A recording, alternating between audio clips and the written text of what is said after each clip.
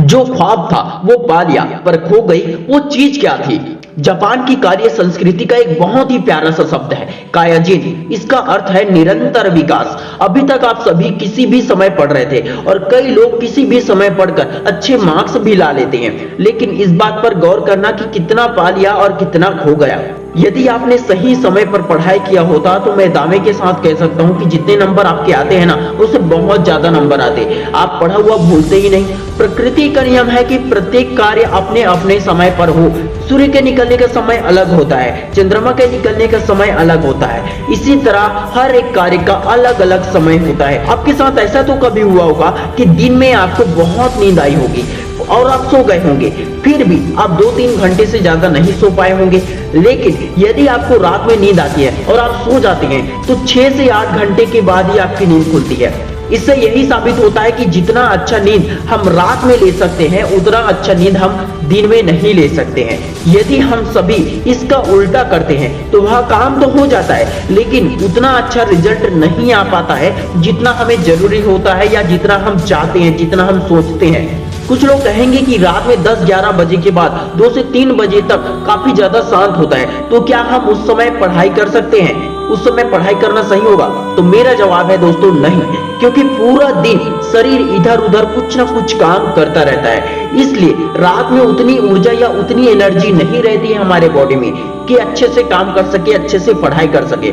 प्रकृति ने रात का समय दिमाग और शरीर को आराम के लिए बनाए हैं। हम इंसान अपनी मर्जी से कुछ भी करते हैं, इसलिए हम कमजोर होते जा रहे हैं। देर रात में सोने वाले सुबह देर से उठते हैं और सुबह के सूर्य की किरणों को मिस कर देते हैं, जिससे बॉडी को विटामिन डी नहीं मिलता है और यही कमी लोगों को कमजोर करती है। कैल्शियम की कमी होती है, दिमाग कमजोर हो जाता है। पढ़ने का सबसे अच्छा समय एक ही है, सुबह का समय। ऐसा क्यों? इसका कारण भी जान लो। आप सभी ने इंद्रियों के बारे में बहुत बार सुना होगा।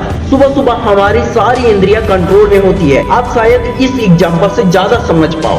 सिनेमा हॉल में जब मूवी स्टार्ट होती है तो चारों तरफ सिर्फ अंधेरा होता है। सिर्फ और सिर्फ मूवी चलने वाली स्क्रीन पर ही लाइट होती है, क्योंकि जब आप मूवी देखें तो आपका ध्यान इधर उधर न जाए। जब सिनेमा हॉल में आप मूवी देखते हैं तो एक एक सीन आपके दिमाग में छप जाता है।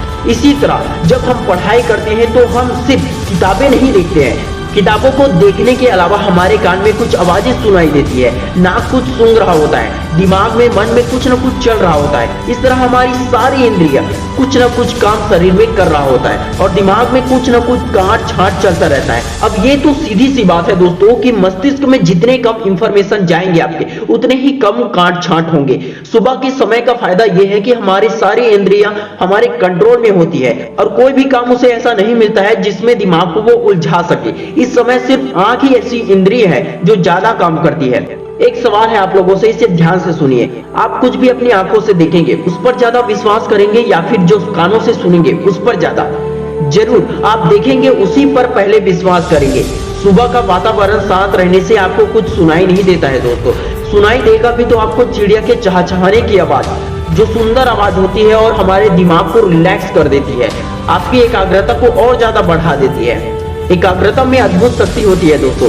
सुबह का समय हमें बाहरी रूप से ऐसा वातावरण प्रदान करता है जिसमें एकाग्रता की सबसे अधिक संभावनाएं होती है। जैसे जैसे दिन निकलता जाता है आपकी एनर्जी और आपका फोकस कम होता जाता है, जिसकी वजह से एकाग्रता में कमी होती जाती है। सुबह जल्दी उठकर जितनी देर तक आप पढ़ सकते हो ना, पढ़ो। इस समय का पढ़ा हुआ आपको लंबे समय तक याद रहेगा, जो अच्छे मार्क्स लाने में आपकी मदद करेगा।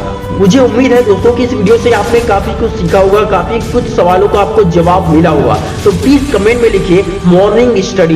यदि आप लोग एकाग्रता और फोकस बढ़ाने पर वीडियो चाहते हैं तो कमेंट में जरूर बताएं। दोस्तों अगर ये वीडियो हेल्पफुल लगा हो तो प्लीज इस वीडियो को ज्यादा से ज्यादा दोस्तों के साथ शेयर कीजिए, क्योंकि इस वीडियो को बनाने में हमें बहुत मेहनत लगती है। मैं शिवानंद साहू आपके सपनों को दिल से सपोर्ट करता हूँ। जय हिंद, जय भारत।